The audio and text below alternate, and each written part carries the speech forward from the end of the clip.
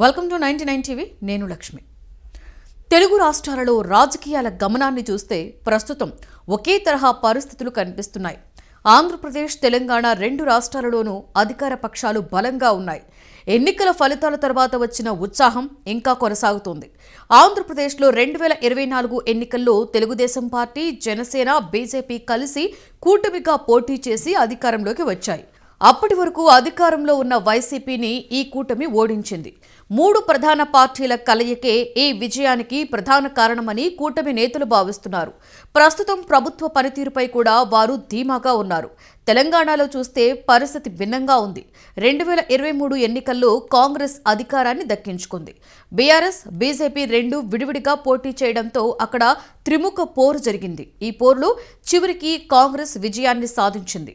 తెలంగాణలో తదుపరి ఎన్నికలు 2028లో జరగనున్నాయి. అప్పటికి ఏ పార్టీల మధ్య పొత్తులు ఉంటాయో స్పష్టత లేదు. అంతేకాకుండా కొత్తగా ఒకటి లేదా రెండు పార్టీలు రాజకీయ రంగంలోకి వచ్చే అవకాశం ఉందని రాజకీయ వర్గాలు చెబుతున్నాయి. మరోవైపు ఆంధ్రప్రదేశ్లో కూటమి నాయకులు పెద్ద లక్ష్యాలనే ప్రకటిస్తున్నారు. తాము ఏకంగా 15 ఏళ్ల పాటు అధికారంలో ఉంటామని అంటున్నారు. రాష్ట్రాన్ని పూర్తిగా అభివృద్ధి చేయాలంటే 5 ఏళ్లు సరిపోవని, మరో 2 టర్మ్లు అవసరమని వారు భావిస్తున్నారు. అందుకే వరుసగా ఎన్నికల్లో గెలుస్తామని ధీమా వ్యక్తం చేస్తున్నారు. తెలంగాణలో కూడా ఇలాంటి ధీమానే కనిపిస్తోంది. కాంగ్రెస్ ప్రభుత్వం 2034 వరకు అధికారంలో కొనసాగుతుందని ముఖ్యమంత్రి రేవంత్ రెడ్డి ఇప్పటికే పలుమార్లు ప్రకటించారు. తాను మళ్లీ ముఖ్యమంత్రిగా కొనసాగుతారన్న విశ్వాసాన్ని కూడా ఆయన బహిరంగంగా వ్యక్తం చేస్తున్నారు. మొత్తంగా చూస్తే తెలుగు రాష్ట్రాలలో అధికార పక్షాలు భవిష్యత్తుపై పూర్తి నమ్మకంతో ఉన్నాయి. ఇరు తెలుగు రాష్ట్రాలలో అధికార పక్షాలు పూర్తి ధీమాతో ముందుకు సాగుతున్న వేళ విపక్షాల తీరు మాత్రం ఇన్నాళ్లు కొంత స్తబ్దుగా కనిపించింది.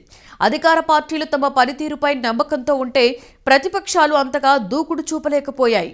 ఆంధ్రప్రదేశ్తో పోలిస్తే తెలంగాణలో బీఆర్ఎస్ కొంతవరకు యాక్టివ్గా ఉన్నప్పటికీ పార్టీకి అసలైన నేత అయిన కేసీఆర్ మాత్రం రాజకీయంగా పెద్దగా కనిపించట్లేదు. ఆయన ఎక్కువగా ఫామ్ హౌస్కే పరిమితమయ్యారనే చర్చ సాగింది. రాజకీయ కార్యకలాపాలలో ఆయన చడీ చప్పుడు లేకుండా ఉండడం గులాబీ కార్యకర్తలకి కూడా నచ్చటం లేదు.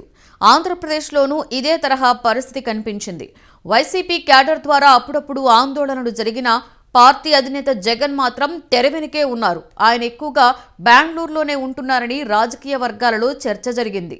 ప్రత్యక్షంగా రాజకీయ కార్యక్రమాలలో పాల్గొనకపోవడం వల్ల పార్టీ దూకుడు తగ్గిందన్న అభిప్రాయం కూడా వ్యక్తమైంది. కానీ 2026లోకి అడుగు పెడుతున్న సమయంలో ఈ పరిస్థితి మారబోతుందని అంటున్నారు. అటు కేసీఆర్, ఇటు జగన్ ఇద్దరు మళ్లీ రాజకీయ రంగంలో పూర్తిగా యాక్టివ్ అవుతారనే ప్రచారం జరుగుతోంది. తెలంగాణలో కేసీఆర్ పార్టీ నేతలతో పాటు ఎమ్మెల్యేలతో విస్తృత స్థాయి సమావేశాలు నిర్వహిస్తూ ముందుకు వెళ్తున్నారు. ఈ సమావేశాల ద్వారా ఆయన పెద్ద యాక్షన్ ప్లాన్ను సిద్ధం చేస్తున్నారని తెలుస్తోంది. దీంతో తెలంగాణలో రేవంత్ రెడ్డి నేతృత్వంలోని కాంగ్రెస్ ప్రభుత్వాన్ని గట్టిగా ఎదుర్కొనేందుకు కేసీఆర్ పూర్తి స్థాయిలో సన్నద్ధమవుతున్నారని రాజకీయ విశ్లేషకులు అంచనా వేస్తున్నారు. రానున్న రోజుల్లో ప్రతిపక్ష రాజకీయాలు మరింత ఉత్కంఠభరితంగా మారే అవకాశం ఉందన్న అభిప్రాయం బలంగా వినిపిస్తోంది. ఇక ఆంధ్రప్రదేశ్లో జగన్ 2026 సంవత్సరాన్ని పూర్తిగా వినియోగించుకోవాలని నిర్ణయించుకున్నట్లు కనిపిస్తోంది. ఆ ఏడాది మొత్తం తన కాల్ షీట్లు ముందే ఇచ్చి ఎక్కువగా ప్రజల్లోనే ఉండేలా పక్కా ప్రణాళికలు రూపొందిస్తున్నారు. బస్సు యాత్ర ద్వారా ప్రతి జిల్లాలో పార్టీ క్యాడర్ను కలుస్తూ ప్రతి నియోజకవర్గంలో స్థానిక పరిస్థితులను నేరుగా తెలుసుకుంటూ వైసీపీని మరింత బలోపేతం చేయాలన్న లక్ష్యంతో ఆయన ముందుకు సాగుతున్నారు. రాజకీయాల్లో ప్రత్యర్థి బలహీనతను గుర్తించినప్పుడే పోరు ఫలిస్తుంది అన్నది తెలిసిందే. సరైన సమయాన్ని చూసి రంగంలోకి దిగడమే అసలైన వ్యూహంగా భావిస్తారు.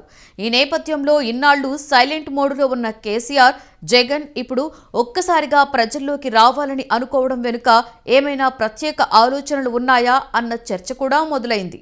ఈ ఇద్దరు నేతలు ప్రస్తుతం అధికారంలో ఉన్న ప్రభుత్వాలలోని బలహీనతలను గుర్తించారా అనే ప్రశ్న రాజకీయ వర్గాలలో వినిపిస్తోంది. అలాగే ప్రజల భావోద్వేగాలు, ఆశలు, అసంతృప్తులను అంచనా వేసుకుని తమకు అనుకూలంగా రాజకీయ పరిస్థితులను మలుచుకోవడానికి ఇదే సరైన సమయమని భావిస్తున్నారా అన్న సందేహాలు కూడా ఉన్నాయి. సాధారణంగా ఏ ప్రభుత్వం అధికారంలోకి వచ్చినా ప్రజల్లో ఎన్నో ఆశలుంటాయి. కాలం గడిచే కొద్దీ అవి నెమ్మదిగా తగ్గుతూ కొన్ని చోట్ల అసంతృప్తులుగా మారుతుంటాయి. అలాంటి సమయంలో ప్రతిపక్షం సరిగ్గా అంచనా వేసుకుని రంగంలోకి దిగితే పరిస్థితులు వారికి అనుకూలంగా మారే అవకాశం ఉంటుంది. అందుకే తమదైన రాజకీయ శైలితో ముందుకు సాగే కేసీఆర్, జగన్ నిజంగానే అధికార పక్షాల బలహీనతలను గుర్తించి ఈ అడుగులు వేస్తున్నారా అన్నదే ఇప్పుడు ప్రధానమైన చర్చగా మారింది. వచ్చే రోజుల్లో వారి రాజకీయ వ్యూహాలు ఏ దిశగా వెళ్లనున్నాయో చూడాలి మరి.